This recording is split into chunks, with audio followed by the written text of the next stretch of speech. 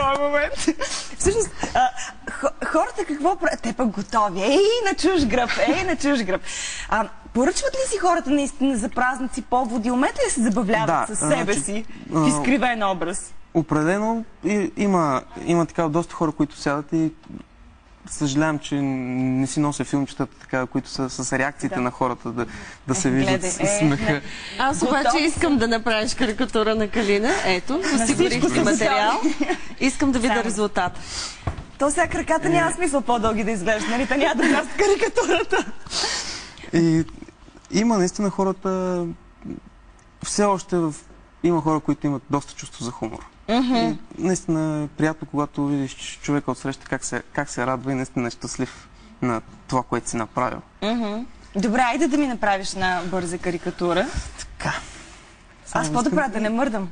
Да, така.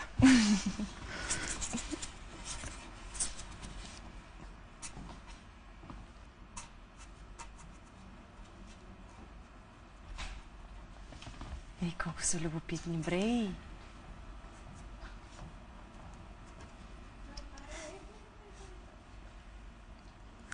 Даже виждам, че ми прилича.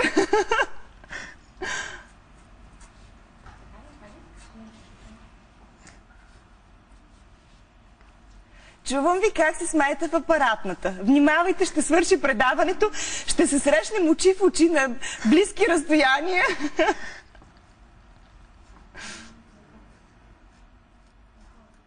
Тази усмивка, чак сливиците ми ще се видят.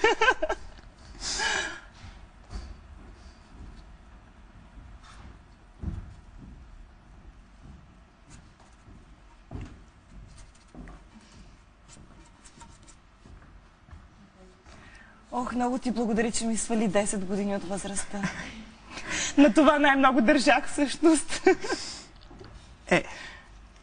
Кое за краката ли беше въпрос? Всъщност карикатури на крака правил ли си? Ето. О, каква фиданка! О, вижте ми тълцето сам.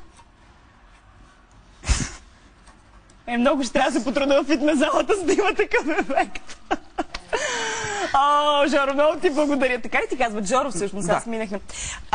Кажи този номер с крака как става обаче? Рисуваш и с крак. Кой крак? Ляв, десен? И с левия и с десния. И с левия и с десния можеш. Да. Ама едновременно с двата малко трудно ще стане. На ролкови кари. Не, опитах се, но ситуацията е така, че трябва да се... Не става и да си във въздуха. Просто... Няма опора тогава, сигурно ли? Какво? Нямаш движение на крака. Когато застанеш на един крак, когато се наклониш, може да стигнеш доста далече разстоянието. А ако си вързан на колан, няма как да се местиш. Да. А сега ще ни нарисуваш ли с крак нещо? Да, няма проблем. Постарахме се и тук. Някакво приспособление, как го правиш този номер? Сега ще хвана стиксото. Специални обувки ли имаш? Не ще свалиш. И как с стиксото? Ще го залепиш? Зацепих. Нищо, че съм руса. Ще има... Тиксмен.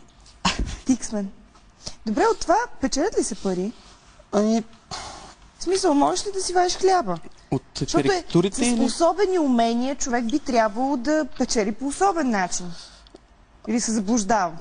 Не точно. Да не ме яд, че не съм особено талантлива. Не точно. Работи си през останалото време. Така.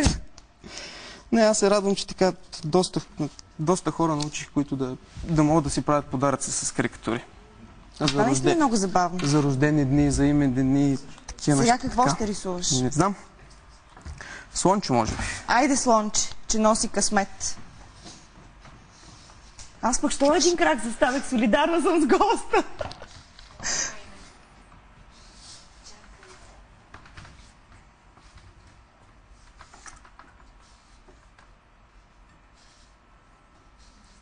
Добре, как запазваш равновесие? Тренираш ли все пак физиката по някакъв начин? Нищо. В момента за първи път рисувам слон. Как за първи път? Аз съм чувала, че рисуваш за 1 минута 30... Да, това сега ще почвам да пускам документите. Сега кажи за рекорда, да искаш да поставиш. В момента ги попълвам за Гинес. И смятам, че наистина ще успея да нарисувам 30 лъвчета за 1 минута.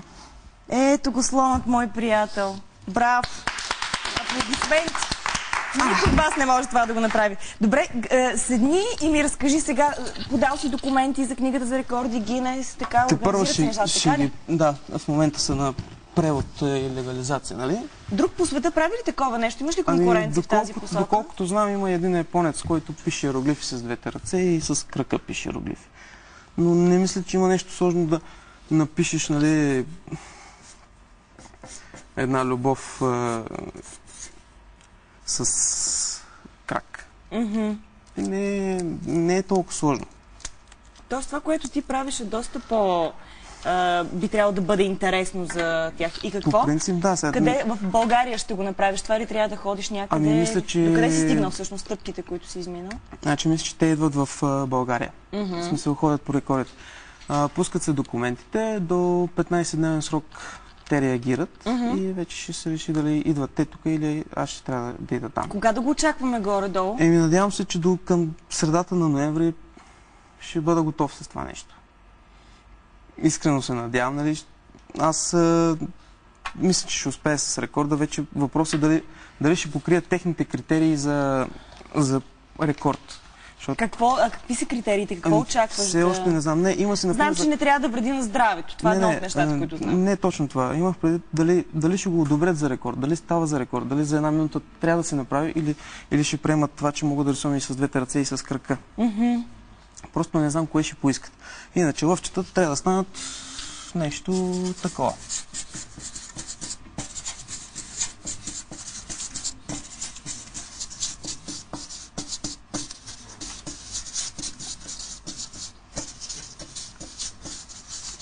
И какво? 30 за една минута? Да. Може... добре, това е вече нещо, което тренираш сигурно. Все пак, когато гониш време... Все още не съм почнал. Почни, защото то може и за 3 секунди да го направиш. Ще пробвам. Дали ще можеш? Не, не мисля, че ще е възможно повече от 34, 32 или 34. Доколкото помня, в рекордите в България го засичахме, едното лъвче го нарисува за 3,8 секунди. Да. Всъщност, как ти е най-удобно да рисуваш? Така на статив или на маса? Има ли някакво значение това за тебе? Реално на статив е по-удобно, просто защото движението, слизайки надолу, е по-лесно. Почваш отгоре и слизаш надолу, докато вече с масата се протягаш и нямаш скоростта, нямаш движението. Какво мислят твоите колеги за това ти умение? Усещал ли си понякога завист, може би пренебрежение?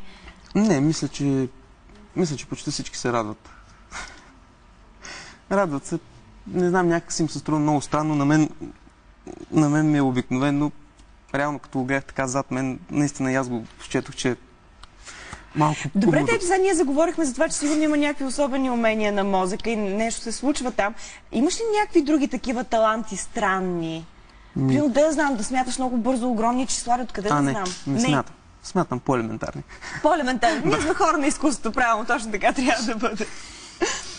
Добре. Не знам, наистина се надявам, че ще стане. Ама аз съм сигурна, че ще стане. Стискам ти палци, желая ти успех. И знаеш какво, наистина пари да печелиш от това нещо. Защото хората на изкуството понякога са ощетени някакси от съдбата. Мисля, че на този свят не всичко е парите. Хубава дума. Благодаря ти, че беше наш гост. Жив и здрав да си. Ще следим твоите успехи. Довиждане. Страхотни подаръци, между другото. Си имаме днес, колеги, не знам дали забелязахте. Желая късмети на зрителя на телефона. Време и за третата ни игра.